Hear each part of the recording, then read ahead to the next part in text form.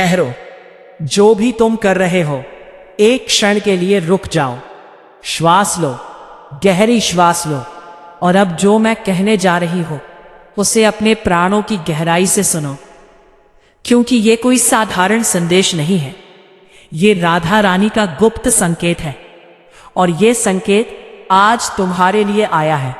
हाँ, तुम्हारे लिए, उस व्यक्ति के लिए जो अभी इन शब्दों को पढ़ रहा है, उस व्यक्ति के लिए जिसकी आत्मा ने चुपचाप राधा रानी को पुकारा है, उस व्यक्ति के लिए जिसने रातों को अपने तकिए को भिगोया है और सुबह उठकर ऐसा दिखावा किया है कि सब कुछ ठीक है। तुम सोच रहे हो कि मुझे कैसे पता, तुम सोच रहे हो कि ये तो बस शब्द है, लेकिन नहीं, ये शब्द नहीं है।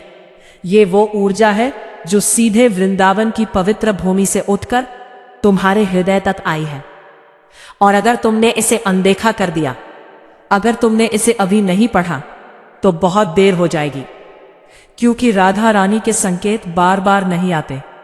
वे एक विशेष काल में आते हैं, एक विशेष क्षण में, और वो क्षण अभी है। यही क्षण है। इसी क्षण में तुम्हारे भाग्य का द्वार खुलने वाला है या सदा के लिए बंद होने वाला है। निर्णय तुम्हारा है। भक्तों, राधा रानी के गुप्त संकेत क्या होते हैं, ये बहुत कम लोग जानते हैं। संसार में करोड़ों लोग राधा रानी की पूजा करते हैं, लाखों लोग वृंदावन जाते हैं, हजारों लोग प्रतिदिन राधे राधे का जाप करते हैं, लेकिन राधा रानी के गुप्त संकेतों को पहचानने वाले विरले ही होते हैं, क्योंकि ये संकेत सूक्ष्म होते हैं, ये संकेत मौन होते हैं, ये संकेत उन्हीं को दिखाई देते हैं जिनका हृदय शुद्ध है, जिनकी दृष्टि निर्मल है और जिनकी आत्मा जागृत है। लेकिन आज मैं तुम्हें वो रहस्य बताऊंगी जो सदियों से गोपनीय रहा है। आज मैं तुम्हें बताऊंगी कि राधा रानी कब संकेत भेजती है, कैसे भेजती है, और उन संकेतों को पहचान कर तुम अपना जीवन कैसे बदल सकते हो। लेकिन इसके लिए तुम्हें इस संदेश को अंतिम शब्द तक पढ़ना होगा, बीच में छोड़ना नहीं है, क्योंकि अधूरा ज्ञान अज्ञान से भी अधिक हानिकारक होता है। सबसे पहले जान लो कि राधा रानी के संकेत कैसे आते हैं। बहुत प्राचीन काल की बात है। वृंदावन में एक ऐसे संत हुए जिनका नाम था हरिवंश गोस्वामी। हरिवंश गोस्वामी जी ने अपना संपूर्ण जीवन राधा रानी की उपासना में व्यतीत किया। वे दिन रात केवल एक ही बात सोचते थे कि राधा रानी मुझे दर्शन कब देंगी। उन्होंने वर्षों तक कठोर तपस्या की, निर्जल व्रत रखे, शीत ऋतु में यमुना के जल में खड़े होकर जाप किया, ग्रीष्म ऋतु में पंचाग्नि तपस्या की, लेकिन राधा रानी के दर्शन नहीं हुए। एक दिन हरिवंश गोस्वामी जी बहुत निराश हो गए। उन्होंने सोचा कि शायद मैं योग्य नहीं हूं, शायद राधा रानी मुझसे प्रसन्न नहीं है, शायद मेरी भक्ति में कोई कमी है। इसी निराशा में वे यमुना तट पर बैठ गए और रोने लगे। उनके अश्रु यमुना के जल में मिल गए, और तभी कुछ अद्भुत घटित हुआ। यमुना के जल में अचानक एक कमल का पुष्प प्रकट हुआ। वो कमल सामान्य नहीं था, उसकी पंखुड़ियां स्वर्ण वर्ण की थी, और उससे एक ऐसी सुगंध आ रही थी जो इस लोक की नहीं थी। हरिवंश गोस्वामी जी ने जब उस कमल को उठाया तो उसकी पंखुड़ियों के बीच में एक छोटा सा चित्र था। वो चित्र राधा रानी का था, और उस चित्र के नीचे कुछ अक्षर लिखे थे। वे अक्षर थे कि मैं दर्शन नहीं देती, मैं संकेत देती हूं। जो मेरे संकेतों को पहचान ले उसे दर्शन की आवश्यकता नहीं रहती, क्योंकि वो मुझे हर जगह देखने लगता है। भक्तों, ये कथा अत्यंत गहन है। राधा रानी ने स्वयं कहा कि वे दर्शन नहीं देती, वे संकेत देती हैं, और यही बात आज तुम्हें समझनी है। आनी से मांग रहे हो, तुम कह रहे हो कि मां मुझे दर्शन दो, मुझे कुछ दिखाओ, मुझे कोई चमत्कार दिखाओ, लेकिन राधा रानी चमत्कार नहीं करती, वे संकेत भेजती है, और वे संकेत तुम्हारे जीवन में पहले से आ रहे हैं, बस तुमने उन्हें पहचाना नहीं। अब मैं तुम्हें बताती हूं कि राधा रानी के गुप्त संकेत कौन कौन से होते हैं। ध्यान से सुनो, क्योंकि यह ज्ञान अमूल्य है। पहला संकेत, जब तुम अचानक बिना किसी कारण के राधा रानी को याद करने लगो। जब तुम कोई कार्य कर रहे हो और अचानक तुम्हारे मन में राधे राधे का उच्चारण होने लगे। जब तुम सो रहे हो और स्वप्न में वृंदावन दिखाई दे। जब तुम कहीं चल रहे हो और अचानक किसी मंदिर से राधा रानी का भजन सुनाई दे। यह संयोग नहीं है, यह राधा रानी का पहला संकेत है कि वे तुम्हें अपनी ओर बुला रही है। वे तुम्हें संदेश दे रही है कि मैं तुम्हारे निकट हूं, मैं तुम्हें देख रही हूं, बस तुम मेरी ओर एक कदम बढ़ाओ। दूसरा संकेत, जब तुम्हारे जीवन में अचानक कठिनाइयां बढ़ जाए, जब सब कुछ बिगड़ने लगे, जब लगे कि भाग्य ने साथ छोड़ दिया है, जब लगे कि कोई रास्ता नहीं बचा, तो समझ लो कि यह राधा रानी का दूसरा संकेत है। वे तुम्हें तोड़ नहीं रही, वे तुम्हें मोड़ रही है। वे तुम्हें संसार से विमुख करके अपनी ओर मोड़ रही है। जैसे एक माता अपने बच्चे को गलत मार्ग से हटाने के लिए कभी कभी कठोर हो जाती है, वैसे ही राधा रानी भी कभी कभी तुम्हारे जीवन में कठिनाइयां भेजती है ताकि तुम उनकी शरण में आओ। तीसरा संकेत, जब तुम्हें अचानक किसी अनजान व्यक्ति से सहायता मिल जाए। जब तुम संकट में हो और कोई ऐसा व्यक्ति प्रकट हो जाए जिसे तुम जानते भी नहीं, लेकिन वह तुम्हारी सहायता कर दे। जब कोई बिना मांगे तुम्हें वो दे दे जिसकी तुम्हें आवश्यकता थी। यह राधा रानी का तीसरा संकेत है। वे उस अनजान व्यक्ति के माध्यम से तुम तक पहुंची है, वे उसके हाथों से तुम्हें दे रही है। चौथा संकेत, जब तुम्हारे शरीर में अचानक एक विचित्र कंपन हो, जब तुम्हारे रोंगटे खड़े हो जाए बिना किसी कारण के, जब तुम्हें अचानक एक शीतल स्पर्श अनुभव हो, जब तुम्हारी आंखों से बिना किसी कारण के अश्रु बहने लगे, यह राधा रानी का चौथा और सबसे शक्तिशाली संकेत है। इसका अर्थ है कि राधा रानी उस क्षण तुम्हारे अत्यंत निकट है। वे तुम्हें स्पर्श कर रही है, वे तुम्हें अनुभव करा रही है कि मैं यहां हूं, तुम अकेले नहीं हो।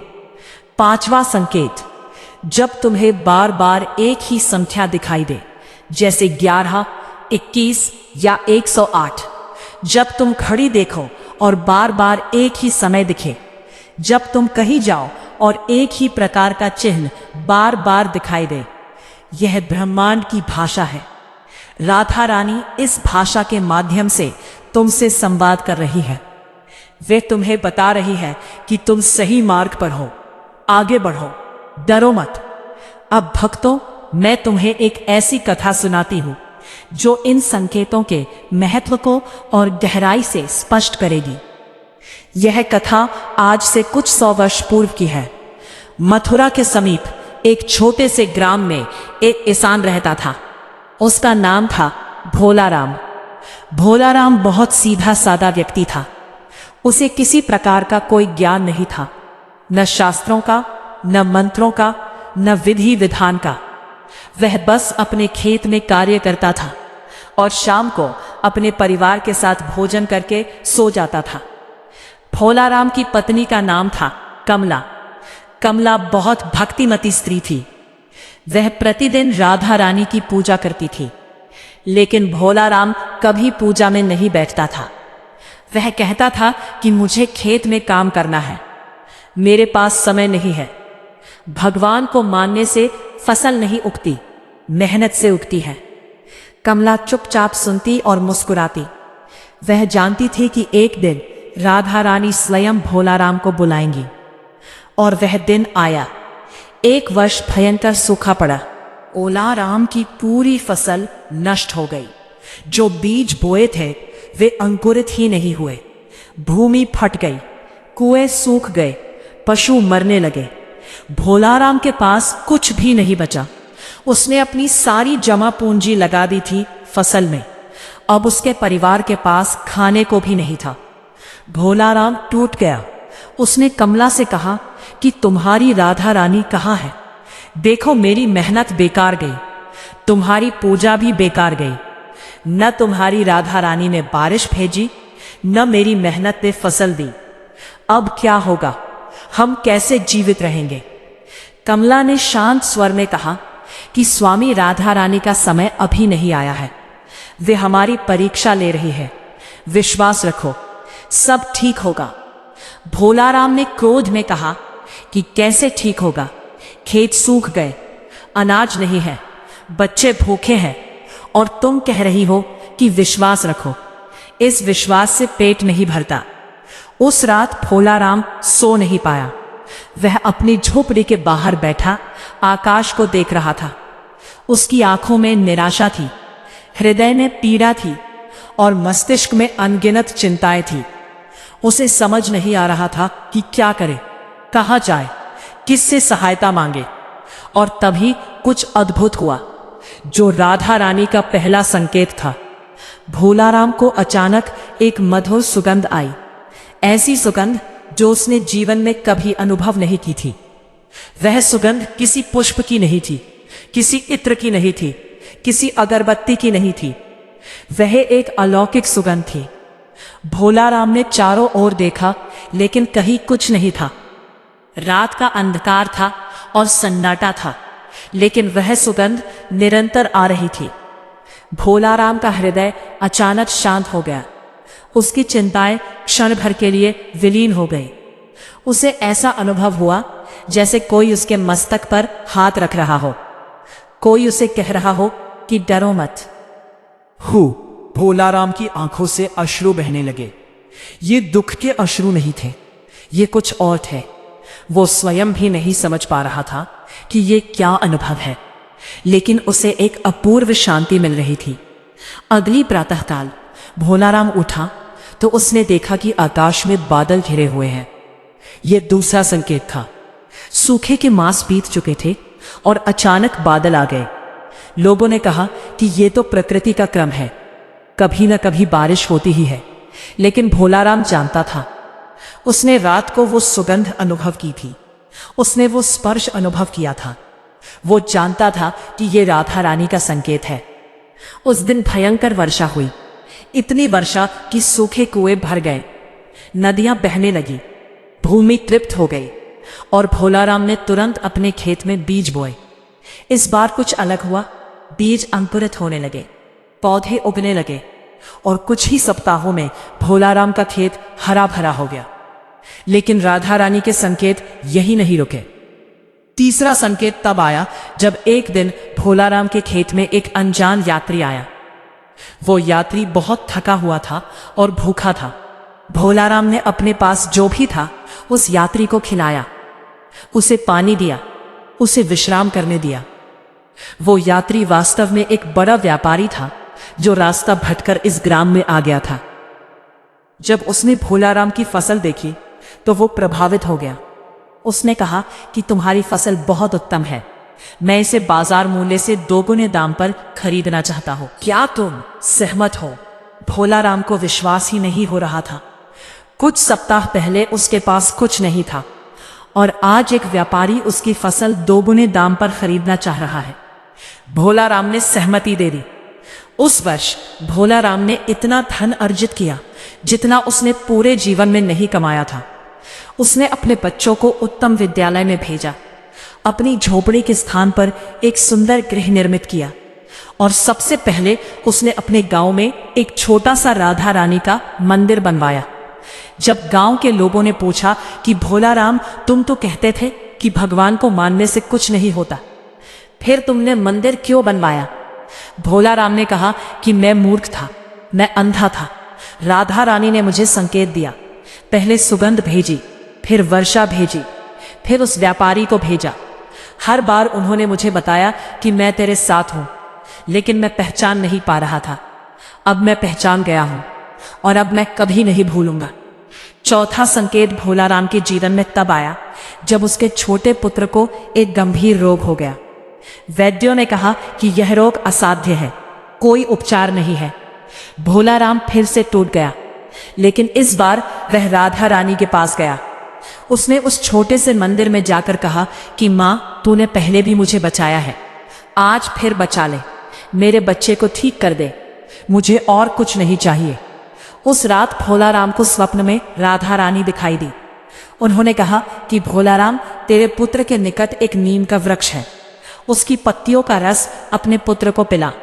7 दिनों तक प्रातःकाल नीम के रस के साथ तुलसी मिलाकर पिला और प्रत्येक बार पिलाने से पूर्व राधे राधे का उच्चारण कर। भोलाराम ने ठीक वही किया। 7 दिनों तक बिना एक दिन भी चूके और 7वें दिन उसका पुत्र स्वस्थ हो गया, पूर्णतया स्वस्थ। वैद्य आश्चर्यचकित रह गए। उन्होंने कहा कि यह तो असंभव है, ये रोग तो असाध्य था। लेकिन भोलाराम मुस्कुराया और बोला कि जो राधा रानी के लिए असंभव है वो अभी तक हुआ ही नहीं। भक्तों, भोलाराम की यह कथा हमें सिखाती है कि राधा रानी के संकेत हमारे जीवन में निरंतर आते रहते हैं, बस हमें उन्हें पहचानने की आवश्यकता है। और आज मैं तुमसे कहती हूं कि तुम्हारे जीवन में भी ये संकेत आ रहे हैं। शायद तुमने उन्हें ध्यान से नहीं देखा, शायद तुमने उन्हें संयोग मान लिया, लेकिन अब जब तुम ये जान चुके हो तो अब से प्रत्येक संकेत को पहचानो। अब मैं तुम्हें वह बात बताती हूं जो राधा रानी आज तुमसे कहना चाहती हैं। ये उनका गुप्त संदेश है जो विशेष रूप से तुम्हारे लिए है। ध्यान से सुनो। राधा रानी कहती हैं कि मेरे बच्चे, मैं जानती हूं कि तू इस समय किस कठिनाई से गुजर रहा है। मैं जानती हूं कि तेरे मन में क्या चल रहा है। तू सोचता है कि कोई तुझे समझता नहीं, तू सोचता है कि तेरा कोई अपना नहीं, तू सोचता है कि तेरे साथ ही बुरा क्यों होता है। लेकिन सुन, जो तेरे साथ हो रहा है वो बुरा नहीं है, वो एक प्रक्रिया है। जैसे सोने को शुद्ध करने के लिए अग्नि में तपाना पड़ता है, वैसे ही तुझे भी शुद्ध करने के लिए मैं तुझे कठिनाइयों की अग्नि में तपा रही हूं। ये अग्नि तुझे जलाने के लिए नहीं है, ये तुझे निखारने के लिए है, ये तुझे वह बनाने के लिए है जो तू वास्तव में है। तू एक हीरा है, लेकिन अभी तू कोयले की परत में ढका हुआ है। जब तक वह परत नहीं हटेगी, तेरी चमक प्रकट नहीं होगी, और वह परत हटाने का कार्य मैं कर रही हूं। इसीलिए तुझे कष्ट हो रहा है, लेकिन यह कष्ट अस्थायी है, यह शीघ्र ही समाप्त होगा। और जब यह समाप्त हो जाएगा तो तू स्वयं पर आश्चर्य करेगा कि मैं तो सदा से ही इतना सामर्थ्यवान था, बस मुझे पता नहीं था। राधा रानी आगे कहती है, जीवन में कुछ ऐसे लोग हैं जो तेरे शत्रु बने हुए हैं। वे तेरी ईर्ष्या करते हैं, वे तेरा अहित चाहते हैं, वे तेरे पतन की कामना करते हैं। लेकिन तुझे उनसे भयभीत होने की आवश्यकता नहीं है, क्योंकि मैं तेरी रक्षक हूं। जो मेरे बच्चे को हानि पहुंचाने का प्रयास करेगा उसे मुझसे लेना पड़ेगा, और मुझसे लेने का सामर्थ्य इस त्रिलोक में किसी के पास नहीं है। आगामी कुछ दिवसों में तू देखेगा कि तेरे शत्रुओं का प्रभाव क्षीण होने लगेगा। जो लोग तुझे नीचा दिखाते थे वे स्वयं नीचे गिरने लगेंगे। जो लोग तेरे विषय में बुराई करते थे उनका मुख बंद हो जाएगा, और जो लोग तेरे साथ अन्याय करते थे उन्हें अपने कर्मों का फल प्राप्त होने लगेगा। यही मेरा संकेत होगा कि मैंने तेरी पुकार सुन ली है। राधा रानी कहती है कि तेरे घर में जो आर्थिक संकट है वह भी शीघ्र समाप्त होने वाला है। मैं तेरे भाग्य के उन द्वारों को खोलने जा रही हूं जो वर्षों से बंद थे। तुझे ऐसे स्रोतों से धन प्राप्त होगा जिनकी तूने कभी कल्पना भी नहीं की होगी। कोई पुराना ऊन लौटेगा, कोई नया अवसर प्राप्त होगा, कोई ऐसा व्यक्ति मिलेगा जो तेरे जीवन में समृद्धि का मार्ग प्रशस्त करेगा। बस तुझे विश्वास रखना है, अटूट विश्वास। राधा रानी कहती है कि तेरे परिवार में जो कलह है, जो तनाव है, वह भी शांत होने वाला है। मैं तेरे गृह में शांति की सुगंध भेज रही हूं। जो हृदय कठोर हो गए थे वे कोमल होंगे, जो जुबानें कटु हो गई थी वे मधुर होंगी, जो संबंध टूटने के कगार पर थे वे पुनः जुड़ेंगे। बस तू अपनी ओर से प्रेम और क्षमा का भाव रख। अब भक्तों, राधा रानी ने एक और अत्यंत महत्वपूर्ण बात कही है जो मैं तुम्हें बताना चाहती हूँ। राधा रानी कहती है कि तेरे शरीर में जो रोग है, जो पीड़ा है, जो कष्ट है, वह भी मेरी दृष्टि में है, सह रहा है। मैं जानती हूं कि कई रातें तू दर्द से तड़पता रहता है, लेकिन सुन, तेरा यह कष्ट भी शीघ्र ही समाप्त होने वाला है। मैं तेरे शरीर में उपचार की ऊर्जा भेज रही हूं। तू ध्यान देगा कि आने वाले दिनों में तेरा स्वास्थ्य सुधरने लगेगा, तेरी पीड़ा कम होने लगेगी, तेरा शरीर पुनः ऊर्जावान होने लगेगा। लेकिन इसके लिए तुझे एक कार्य करना होगा। तुझे प्रतिदिन प्रातःकाल सूर्योदय से पूर्व उठकर 1 गिलास शुद्ध जल में तुलसी के कुछ पत्ते डालकर पीना होगा, और पीने से पूर्व उस जल को अपने हाथों में लेकर राधे राधे का 11 बार उच्चारण करना होगा। यह जल साधारण जल नहीं रहेगा। मेरे नाम के उच्चारण से वह जल प्रसाद बन जाएगा, और वह प्रसाद तेरे शरीर के प्रत्येक रोग को दूर करने की क्षमता रखता है। भक्तों, यह राधा रानी का गुप्त संकेत है। यह उपचार विधि नहीं है, यह विश्वास की शक्ति है। जब तुम पूर्ण विश्वास के साथ राधा रानी का नाम लेकर जल ग्रहण करते हो, तो वह जल तुम्हारे शरीर में एक विशेष ऊर्जा का संचार करता है। यह ऊर्जा तुम्हारे रोगों से लड़ती है, तुम्हारी रोग प्रतिरोधक क्षमता बढ़ाती है, और तुम्हारे शरीर को भीतर से स्वस्थ करती है। अब अंतिम और सबसे गहन बात सुनो। राधा रानी कहती है कि मेरे बच्चे, तू इस संसार में अकेला आया था और अकेला ही जाएगा। तेरे साथ न तेरा धन जाएगा, न तेरा यश, न तेरी संपत्ति, न तेरे संबंध। तेरे साथ बस एक चीज जाएगी, और वो है तेरे कर्म और मेरा नाम। अगर तूने जीवन भर मेरा नाम लिया, तो मृत्यु के समय मैं स्वयं तेरे पास आऊंगी। मैं तेरा हाथ पकड़ूंगी और तुझे उस लोक में ले जाऊंगी जहां कोई दुख नहीं है, कोई पीड़ा नहीं है, कोई भय नहीं है, बस आनंद है, शाश्वत आनंद, परम आनंद। और अगर तूने इस जन्म में मेरा नाम नहीं लिया, तो भी मैं तुझे छोड़ूंगी नहीं। मैं तुझे अगले जन्म में भी ढूंढूंगी, और अगले जन्म में भी, और उसके अगले जन्म में भी। जब तक तू मेरी शरण में नहीं आ जाता, मैं तुझे ढूंढती रहूंगी, क्योंकि तू मेरा बच्चा है, और एक माँ अपने बच्चे को कभी नहीं छोड़ती। चाहे बच्चा माँ को भूल जाए, माँ कभी नहीं भूलती। भक्तों, ये था राधा रानी का गुप्त संकेत। ये संदेश जो आज विशेष रूप से तुम्हारे लिए आया है। अब तुम्हें एक निर्णय लेना है। तुम इस संदेश को पढ़कर भूल सकते हो, इसे एक कहानी मानकर आगे बढ़ सकते हो, या फिर तुम इसे अपने हृदय में धारण कर सकते हो।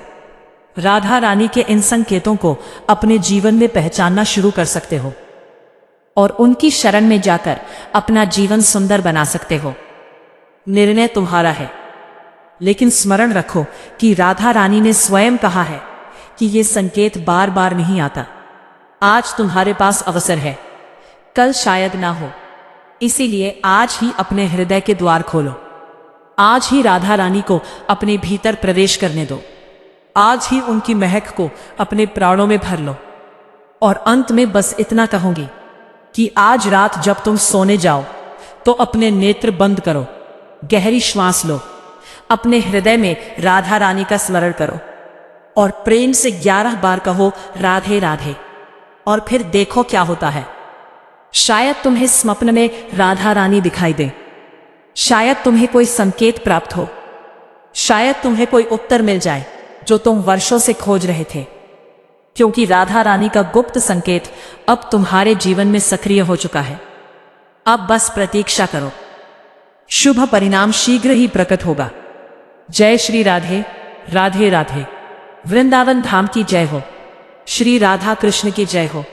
ये संदेश उन सभी तक पहुंचाओ जिन्हें राधा रानी के इस गुप्त संकेत की आवश्यकता है, क्योंकि तुम्हारा एक कदम किसी के पूरे जीवन को बदल सकता है।